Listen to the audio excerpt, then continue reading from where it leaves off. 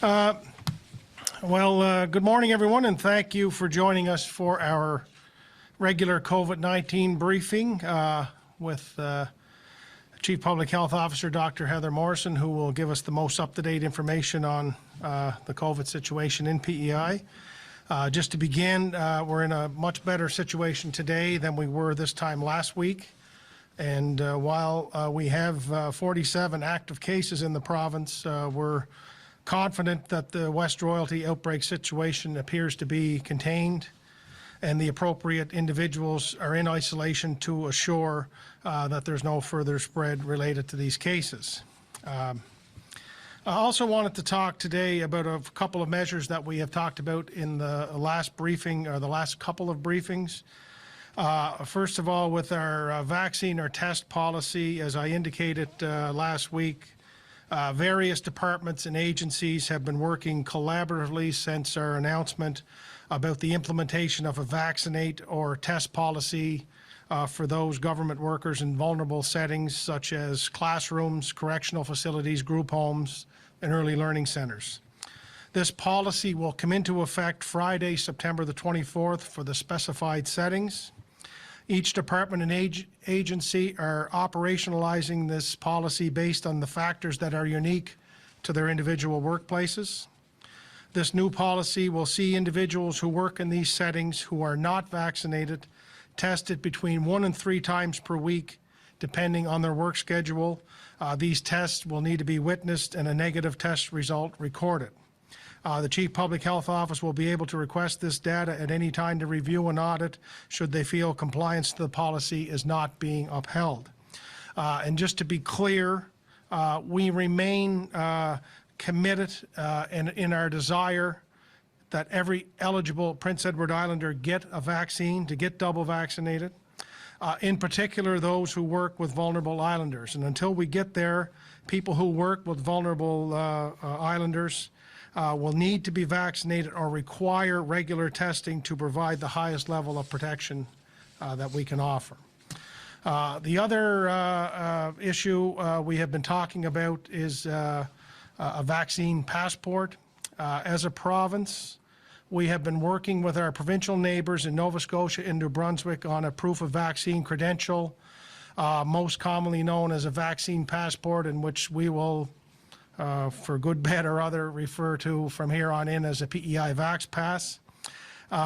In the last couple of days, we've been working with our counterparts to ensure we have as much alignment as possible within the region. The Vax Pass program will be time limited. That will lift when the risk of outbreak is reduced, with measures such as when our children 5 to 11 are vaccinated to protect them from serious health outcomes. This Vax Pass program will apply to indoor and outdoor gatherings and events, restaurants, sporting events, concerts, wedding and funeral receptions, essentially any place where large gatherings will occur. The program will not be applicable to worship or religious ceremonies or funeral and wedding ceremonies, nor will it be required for retail, banks, or access to healthcare services in the province. And there will be lists of where this will be required and where it will not be required in the days ahead. It's our intention to implement this program and have it go live on October the 5th. And obviously, as I say, there will be exemptions to the Vax Pass program, such as individuals who are not eligible to be vaccinated, like our under 12 population, or those who have a medical exemption. There's an interdepartmental working group that is meeting with stakeholders across the province to ensure as smooth a rollout as possible in the coming weeks. The Vax Pass program, like all of the programs that we have initiated through the COVID outbreak or the COVID pandemic, will evolve over time, especially from a technology perspective. It will start with individuals providing a paper copy of their vaccine record for establishments or settings who are requiring a vaccine passport based on their operational plan. and we hope to have the testing complete on what is a QR system with your phone by early October and be able to roll out the technology to applicable settings over the latter part of October. So there'll be more details shared in the coming days, of course, as we continue to work out exactly how this will work. But again, it is our intention to go live with the required P.E.I. Vax Pass on October the 5th. So with that, I will turn it over to Dr. Morrison for a more detailed brief on COVID, and then we will open up, of course, like we always do, to questions from our friends in the media, both who are here and those who are joining us on the phone. So over to you, Dr. Morrison. Thank you, Chair. I think it's good afternoon now for sure. Thank you for being here for this briefing. I'm going to speak briefly to start with about the West Royalty outbreak, and then more about the COVID epi in terms of an update, as well as vaccine. Today there are 3 new cases to report in P.E.I. All are contacts of previously reported cases, and 2 are household close contacts related to the West Royalty Elementary School outbreak. 2 individuals are in their 30s and 1 is in their 20s. Contact tracing is complete and they are self-isolating. We have 47 active cases and 287 cases since the pandemic began. As one of our team members said earlier today, and the Premier said it as well, we are in a much better place today compared to where we were a week ago. And the fact that we can say that is, according to our epidemiologist, frankly amazing, and due to a lot of work and really a big impact on a lot of people. This time last week, we were just beginning to understand the extent of the COVID-19 outbreak related to the West Royalty Elementary School. And thanks to the tremendous support of students, families, the education system, and our partners at Health P.E.I., we are confident that we're moving in the right direction to contain this outbreak. It is still early days, and this outbreak is not behind us, and we may have more cases in the coming days. Last week, the decision to act quickly and close all schools in the Charlottetown area for a 3-day period appears to have been key in helping us to contain the spread of COVID-19. This short closure gave individuals the time to be tested. It allowed the staff the opportunity to conduct contact tracing, and most importantly, it provided public health with critical information about the extent and scope of spread of COVID-19 in our community. Since the beginning of this outbreak, public health has been focused on the basics of outbreak containment: testing, early detection, contact tracing, follow-up, and isolation. In the last week, 38 cases of COVID-19 were diagnosed in P.E.I., our highest weekly count to date, and 2.4 times our previous weekly high of 16 cases. There are a total of 29 cases related to the outbreak at West Royalty Elementary School. 24 cases are children, and 5 cases are adult household contacts of the children. One of the cases linked to West Royalty is a student at École La Belle Cloche. The close contacts of this case were tested, and the results were all negative to date. Similar to other close contacts, these individuals will remain in self-isolation for 14 days and be retested. 580 close contacts have been identified in relation to the West Royalty outbreak and the cases at Charlottetown Rural High School. And I know we spoke about it last week as well. There are always questions about regarding close contacts. And close contacts are tested at least 3 times after being exposed to a positive case of COVID-19. The initial test at day 0 to 1, and we do not expect this test to be positive, but it does serve as a baseline. Day 4 to 6, where we expect to pick up most of our positive cases among close contacts, and again on day 9 to 11, where we still have between 2 to 9% of our cases who turn positive. For instance, 17 close contacts were identified related to this West Royalty outbreak who were in isolation for at least 48 hours, meaning they had no opportunity to spread the virus to others. And also, if close contacts develop symptoms between testing intervals, they are directed to be tested immediately. And given the fact that 20 to 40% of cases never develop symptoms, it is important that we maintain a combination of testing and isolation protocols for all close contacts. Over 7,000 lab-based tests were conducted last week. 51% of these tests were in individuals under the age of 19 years. In addition, over 11,300 point-of-care or rapid tests were conducted last week, and just over 3% were in individuals under age 19. We have been asked, when will the West Royalty School outbreak be officially over? The outbreak will be declared over at least 14 days after the last case associated with the outbreak was diagnosed. Despite widespread testing, we have not been able to link any of the school-related cases to travel outside of the province. We know that COVID-19 is circulating in our community, making it extremely important that anyone who is experiencing symptoms of COVID-19, even mild ones, to be tested as soon as possible and to stay at home if they are not feeling well. Although we have reported 54 cases since the beginning of September, we do remain fortunate in P.E.I. when we look across the country. The rate of cases per 100,000 population remains the lowest of any jurisdiction in Canada. So if you look at P.E.I.'s rate of total cases, it's 178 per 100,000, and Canada is 4,162 per 100,000 for overall Canada. The COVID-19 situation in the rest of Canada in some ways is similar to P.E.I. because they're seeing an increase in cases. Overall in the country, a 16% increase in new cases. In Atlantic Canada, cases are also on the rise with 645 new cases in the last week and 714 active cases in the region. The national modeling indicates we are still in the early stage of the fourth wave that is being driven by the highly infectious Delta variant. It is predicted this wave will have a greater impact on healthcare systems across the country. Health systems in other jurisdictions are becoming overwhelmed as a result of COVID-19 hospitalizations.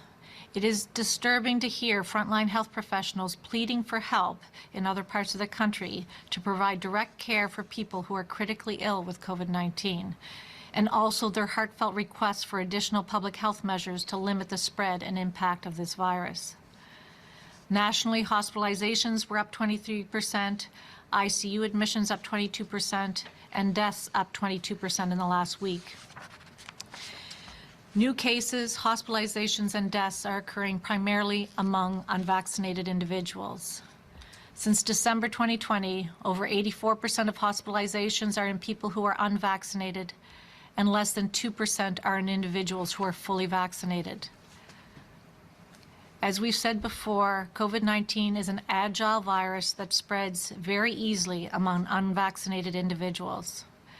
The average weekly rate of hospitalized cases in unvaccinated individuals is 39 times higher compared to fully vaccinated individuals. All of the P.E.I. cases sequenced by the National Microbiology Lab in September have been confirmed as the Delta variant. We are awaiting sequencing results on some other samples, but we expect they will be all the Delta variant. Throughout Canada, now 98% of the cases are Delta variant. As we are witnessing here in P.E.I., the Delta variant has a breathtaking ability to spread. Others have described it as spreading like wildfire, being transmitted quickly with very little contact. This variant is a game changer. The measures we were taking to contain the spread of COVID-19 earlier this year are not sufficient to fight this variant. The best way through this pandemic is for as many people as possible to be fully vaccinated as soon as possible, but also to continue with our other public health measures. On an individual level, it's important that we each take steps to limit the number of our close contacts and focus on keeping our circles small. As much as we all want life to get back to normal, we cannot let our guard down against this Delta variant. Like other jurisdictions, we are aiming for a high rate of vaccine coverage across all eligible age groups, especially among those aged 12 to 39. There are just under 40,000 people in P.E.I. who are not fully vaccinated, including 19,000 children under the age of 12 years who are not eligible to be immunized against COVID-19. As of Saturday, September 18th, a total of 250,223 doses of vaccine have been administered, and 92.8% of the eligible population have received at least one dose of vaccine, and 85.1% of eligible island residents aged 12 and over have received 2 doses. However, the rates of fully vaccinated eligible residents aged 12 to 40 is still less than 80%. And I do expect that number to increase, those numbers. Health P.E.I. vaccine clinics are accepting walk-ins, meaning no appointment is necessary, and a number of partner pharmacies across the province are offering mRNA vaccines to people over the age of 18 years. Please check the provincial website for information about getting the COVID-19 vaccine. We continue to receive questions regarding a booster or third dose of vaccine for certain groups. We have adopted the recommendation from the National Advisory Committee on Immunization regarding individuals who are immune compromised. People who are immune compromised may not mount a full immune response to the COVID-19 vaccine. And island residents who have received 2 doses and are moderately to severely immunocompromised can receive the 3rd dose of the COVID-19 vaccine at a participating pharmacy or at a Health P.E.I. vaccine clinic. If you are unsure if you meet the definition of immunocompromised, please visit the provincial website for more information or speak with your healthcare provider. The National Advisory Committee on Immunization is reviewing data to determine if a booster shot is needed for other groups. I've had discussions with my colleagues in other provinces regarding the feasibility of giving a 3rd dose to residents and staff in long-term care to boost their immunity. Most of these individuals were fully immunized by mid-February and over 7 months ago, and I'm hopeful we will soon be in a position to offer boosters to residents and staff in long-term care in conjunction with the influenza vaccine. I'll just take a little note about something non-COVID. This week is National Environmental Health Week, time to recognize the skills and contributions of environmental health officers in P.E.I. and Canada. Environmental health officers, and there are many who work in the Chief Public Health Office as part of our team, are public health professionals dedicated to protecting and promoting the health and safety of islanders and communities. And they've demonstrated their expertise throughout the pandemic. They have stepped up and answered the call to play integral role as part of our provincial pandemic response. And they are involved in everything from screening at the points of entry. They do COVID-19 inspections and review operational plans. And they work with partners and sector representatives to operationalize COVID-19 measures and provide guidance on infection prevention and control. And these responsibilities are in addition to their regular duties in ensuring our water, food, air, and communities are safe. So thank you to environmental health staff for your dedication and commitment to keep islanders safe. We knew the last part of the COVID-19 journey would be difficult, and we focused on preparing for whatever challenges the virus presented. I heard someone describe it recently as, we talked about it before, the light at the end of the tunnel, but all of a sudden, as we go into the fall, the tunnel seems to have gotten a bit longer. We can still see the light there, but the tunnel is longer than we had hoped for. The Delta variant is now the dominant strain and is much more infectious. At a population level, we know the vaccine is effective at protecting people from hospitalization and severe outcomes related to COVID-19, including the Delta variant. But we know that no one measure is 100% effective against the Delta variant. We will be maintaining border measures, including testing, screening, and isolation for unvaccinated individuals. We will maintain and strengthen our capacity to conduct contact tracing and follow-up. The last week was a stressful and frankly scary time for many families. It was a reminder how quickly this virus spreads and the impact an outbreak has on families and communities. Being in self-isolation is never easy, and it is especially challenging for young children. Thank you to the children and their family members who are in isolation. Thank you to all islanders who are supporting the many families who are self-isolating. And if there were a couple of key messages I feel like I keep repeating, if you've not been vaccinated, please visit a vaccine clinic as soon as possible. And if you've only received one dose, please arrange to get your second dose at least 28 days after your first dose. And if you have any symptoms of COVID-19, even if they're mild, please arrange to be tested at one of the testing clinics. And until we have, as a country and as a province, sort of gotten through this fourth wave and have more people vaccinated, certainly consider whether or not you need to travel. And if you do travel, please follow the public health measures and take steps to protect yourself and others. And as we continue our journey through COVID-19 together, let us continue to be patient and continue to be kind.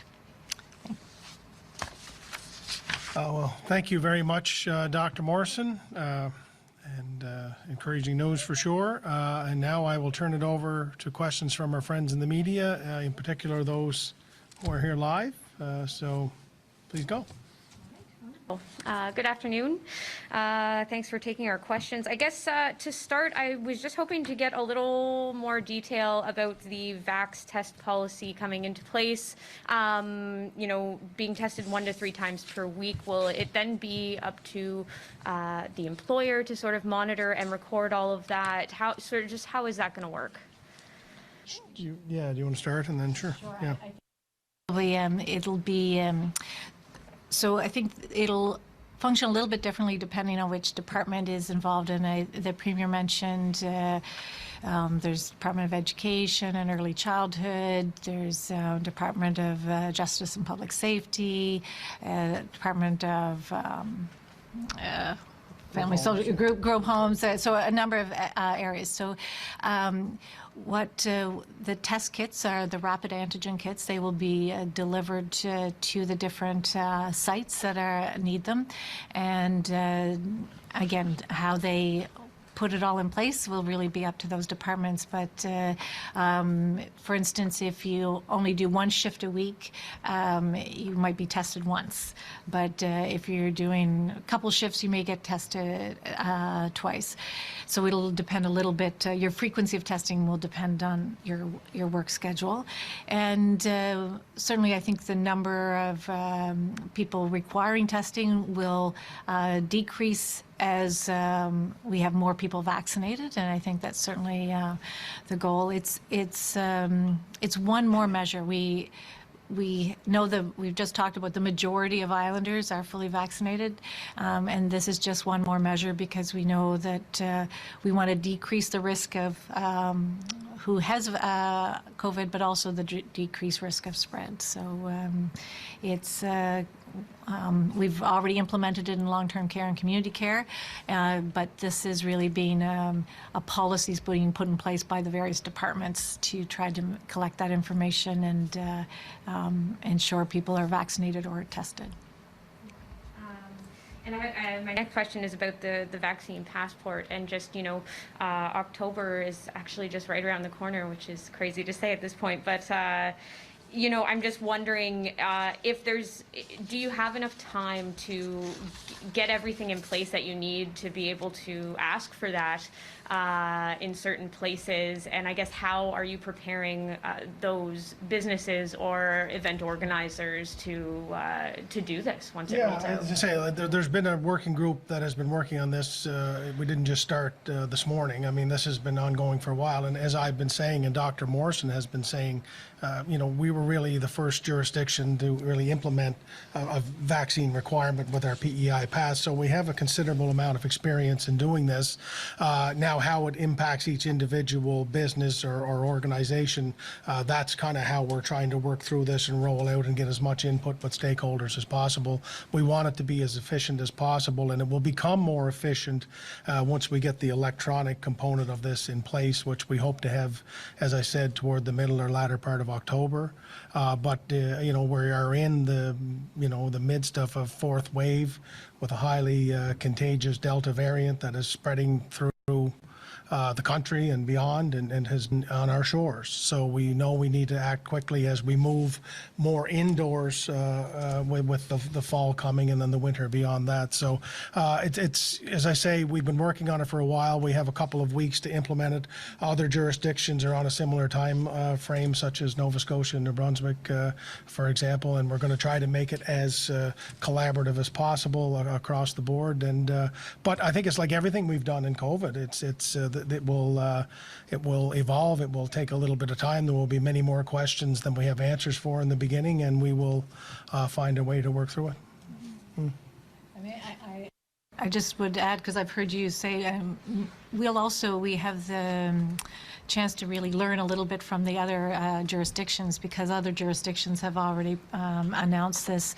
So I think it's a chance to certainly learn from others as we put this in place. And anything we can do to avoid lockdowns or,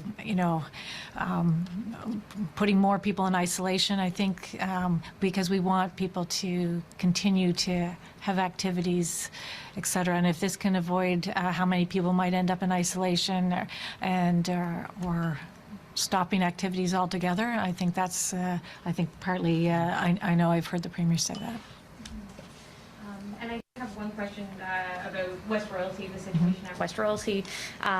Just about, over the weekend, a release went out that said some people were testing positive on their second test or even subsequent tests after that. So I'm just wondering what you would say to anybody who had concerns about students returning to class and whether or not that was happening too quickly.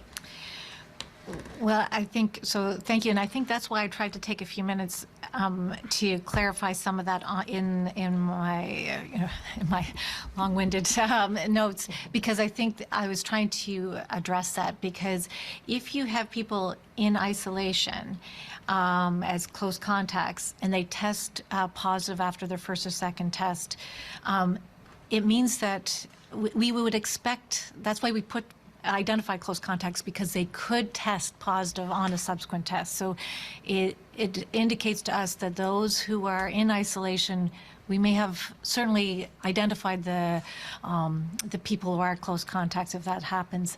And it also emphasizes how important it is, if we've said to isolate, you need to isolate so that that doesn't happen. And because if you turn positive and were previously negative and you were in isolation, you can't have exposed other people. So that's really the goal for that in that school. So it's not surprising that people will test positive, but the people who are testing positive are those who are in isolation at this point, and that's what we've seen the last number of days. So a lot of work by public health, nursing, the testing clinic, the team in the office to try to make that happen, and over the last week. I actually just have one really quick follow-up. During the pop-up clinic at West Royalty, teachers and staff that were partially vaccinated or unvaccinated were asked to come to the pop-up clinic and get tested. I guess why weren't fully vaccinated teachers and staff asked to also be included in the testing? Well, I think many of them were also tested too. We certainly were seeing the cases in terms of the outbreak happen in students, and that's really where our focus was. The students at that school were not able to be vaccinated. They are an unvaccinated group, so really important to try to test them all. But we certainly were saying anyone with symptoms, and that's consistent with what we've been saying all along. So. Thank you. Mr. Stewart? Thank you very much, as always, for taking our questions this afternoon. And this question might build on what Brittany just asked, but are we seeing more negative tests at the border or with the 6 recent cases? Is that because of the Delta variant? She may have asked that question. I'm just looking for some clarification on, are we seeing more negatives first and then they test positive? I don't think we've seen more. We've had that happen throughout the pandemic. I just think we've had more cases in the last month than we've had before in any other previous months. So I think we're just hearing about it more, and and we know the Delta variant is very contagious and infectious. So we have a lot of people in isolation, but they are certainly their initial test may have been done so early they were still incubating, and then they turned positive. So I think it's the reason we've had people in isolation for 14 days since the beginning of the pandemic, knowing that people can turn positive after incubating the disease after exposure. Okay. A follow-up question would be, I think public health had gone into the school system in the spring to inoculate eligible students. What the students who may have been missed or students who have turned 12 since, does public health have any intentions of going back into the schools to get those missed children? So anyone who's, I guess the two parts to that question. The first is anyone they've had a first dose, they are following up to get a second dose, and so that will happen. They're also looking at if they're going into school to do other immunizations for other school-based immunization programs, then they will also see if they can do additional COVID vaccines for anyone who might not have been vaccinated. Those who are turning 12, of course, they're spread out across the province, and there'd only be certain ones at certain schools.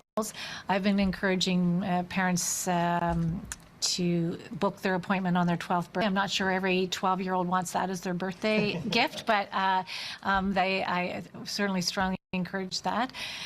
So I guess a variety of things trying to support that extra vaccine access.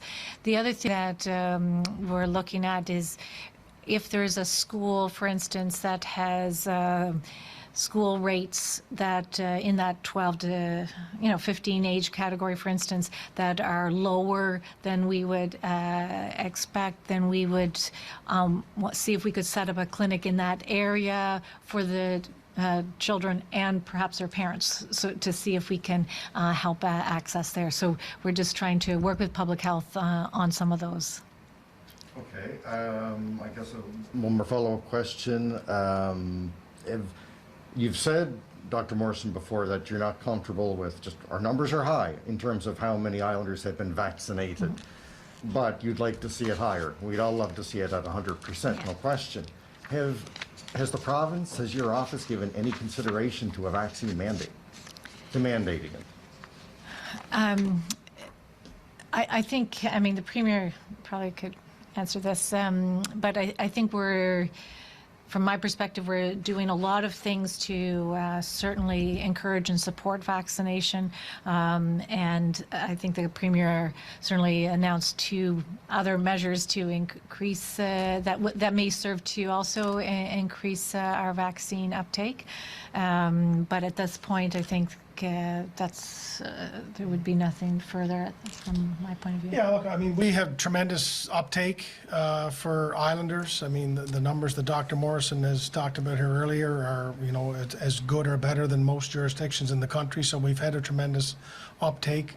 I think there's some remaining Islanders who remain a little bit hesitant that I think will go and get vaccinated, because as we're seeing across the country and beyond, that life will be different for those who aren't vaccinated for the short term. And I think it's also in the best interest of everyone to go and do so. But I think there's also a percentage of the population that are opposed to vaccine. And I'm not sure if me saying you have to get this would change anything from that perspective. I think what we're trying to do with our P.E.I. Vax Pass and with our, get vaccinated or test policy for frontline services from government is to say that, these are the realities of what we're dealing with right now. Nobody wants to have to deal with what we've been dealing with. We all want to go back to normal, so we don't look and say, are you vaccinated, are you not? We'd like to go back to some kind of normal life, but until we can get there, our job from the beginning remains to do the best we can to keep as many people safe as possible, and these are the measures that we haven't put in place. But I'm not sure there's a percentage of the population that if we said you need to do this, it's going to change the result. I could just Sure. one more very quick question in there. With the Vax passport, I have a P.E.I. pass. I have my immunization record that shows I'm double vaccinated. The passport's going to be something completely different that Islanders will have to apply for, will be issued to us. Just, do we know what that's kind of like logistically? Those are some of the logistics I believe the committee, the working group is looking at, or that's my understanding. They're just trying to, we have so many Islanders who have a P.E.I. pass, but it also may be something that if at some point when we move to a QR code, is it easier at the point of entry to show the QR code than haul out a piece of paper. So anyway, those are things that I think the working group is certainly considering, and that's part of the operationalizing of this in the next couple of weeks. Yeah, and I haven't sat around the operational meetings to figure out what exactly they're discussing, but I do know that they're working to make this as efficient, as easy as possible, and whether or not, your vaccine passport that you have through your P.E.I. pass will be something similar to that, or I think that's the logistics that they're working on. And as we roll closer to October the 5th, I mean, we will be sharing more information about what that all looks like. But Thank you both very much. Thank you. And we have some callers on the line, I'm assuming. Steve Bruce, TBC. Good day to you both. A question for Dr. Morrison. Seeing a lot of cases popping up in New Brunswick in particular right now. How much does the situation there concern you, and I guess what that could mean for P.E.I., given they're just right across the bridge? Hi, Steve. It actually does concern me, and I've been talking about this with the team as we watch this over the last couple of weeks. The numbers increase, and a couple of things. One, it speaks to some of our advice around travel and some of our cautions around making sure you're immunized, following public health measures, and do people really need to go at this point in time? And but it also, we spoke last time about the extra measures we'd be doing for testing of children who are not vaccinated when they return, and asking them to be on a testing regimen when they come back, knowing that there's lots of movement between P.E.I. and other maritime provinces.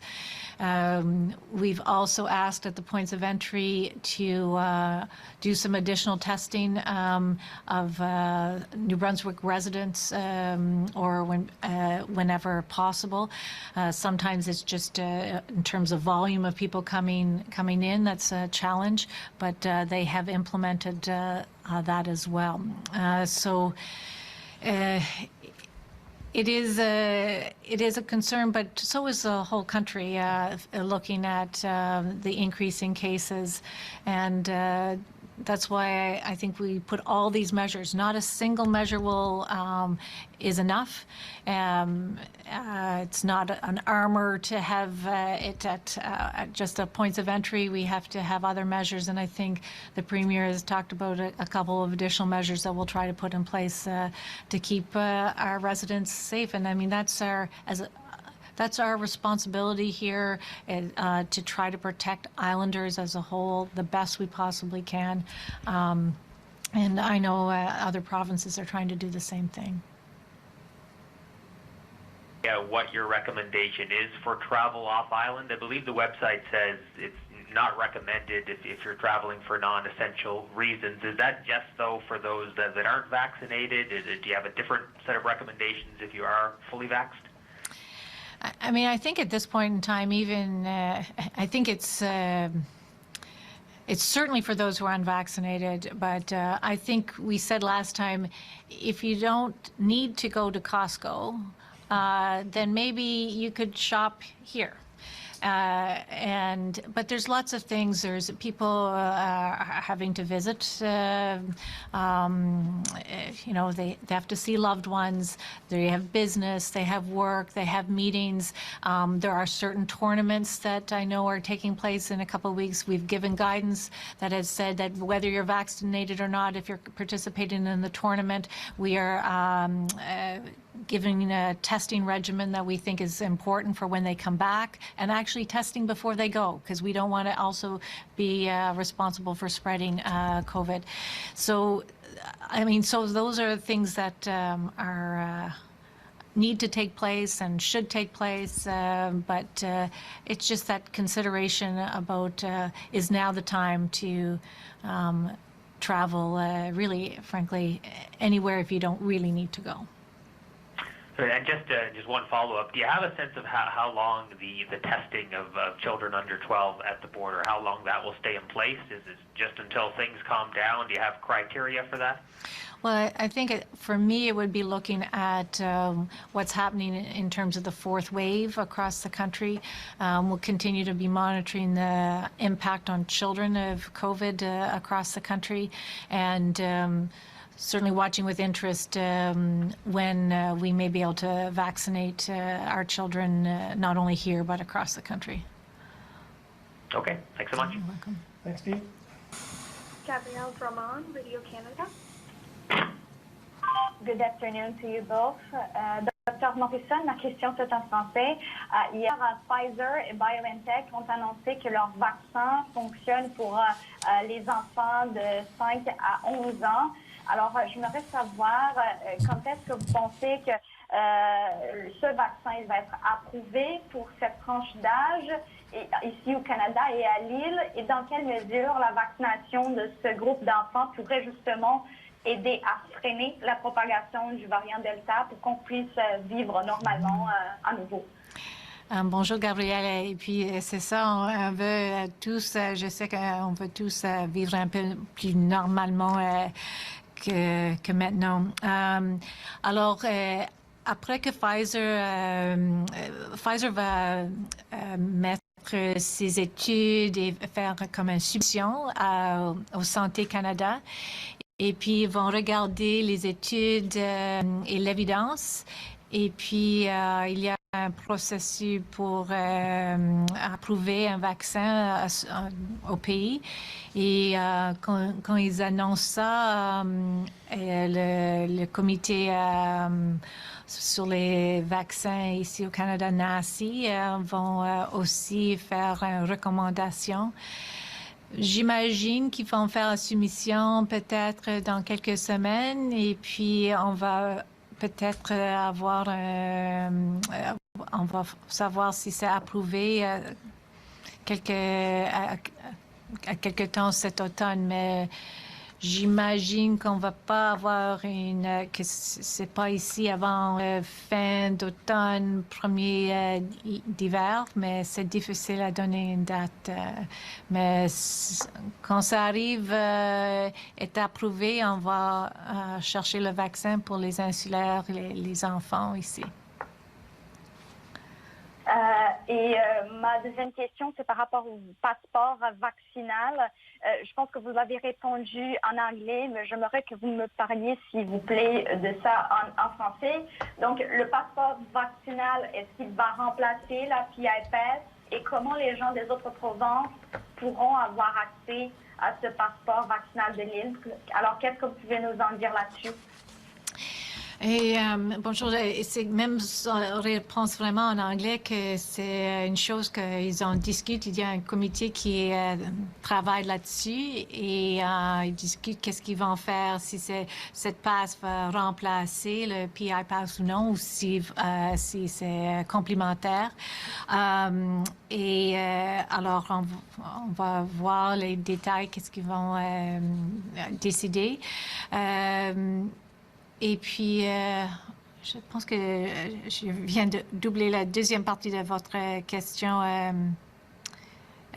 Comment les gens des autres provinces Ah oui. vont faire pour se procurer? Oui, alors c'est vraiment, on veut que, et ça c'est pourquoi c'est important, et le Premier ministre a mentionné, c'est important de travailler avec les autres provinces parce que on veut que notre passeport vaccinal peut être utilisé à Montréal et aussi que leur passeport vaccinal peut être utilisé ici. Alors, c'est plutôt que ça, on peut reconnaître, et je pense vraiment comme on a notre permis de conduire de l'île du Prince-Édouard. Mais si vous présentez ça à Québec, ça va fonctionner comme permis de conduire. Et je pense que c'est même sorte de choses avec le passeport vaccinal, que ça peut fonctionner dans les autres provinces. Je pense et j'espère que ça va fonctionner comme ça. OK, excellent. Merci beaucoup. Merci. I might say that last part in English just to translate that last question. It was about how would someone else from P.E.I. get a P.E.I. Vax Pass, and I think the details are being worked on by the group that's working on this, the working group. But I think about it as every province that is implementing this will have their own version, almost like your own driver's license, that it's still recognized in another province. Because I want islanders to be able to use this pass, or I hope, and I think the committee wants this pass to be able to be used if they go to BC or Ontario, just like if someone's visiting us as a tourist from BC or Ontario, that they are able to use it here. So I think that's why it's important to have some alignment with other provinces on this. So. Well, thank you very much, Dr. Morrison. I think that brings an end to the questions and answers, and to our friends in the media who I know probably stayed up way too late last night watching the election results. Thank you for your questions today, and the best of luck in a sleep-deprived day ahead. So thank you very much.